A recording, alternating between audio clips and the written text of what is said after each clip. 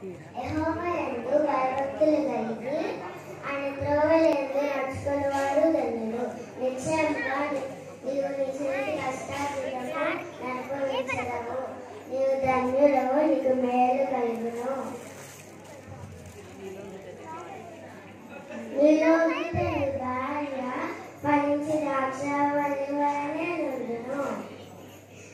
నీ భోజనపు బల్ల చుట్టూ నీ పిల్లలు ఒలీవ మొక్కల వలనే నుండును. యెహోవాయందు భయభక్తులు గలవాడు ఇలాగూ ఆశీర్వదింపబడును.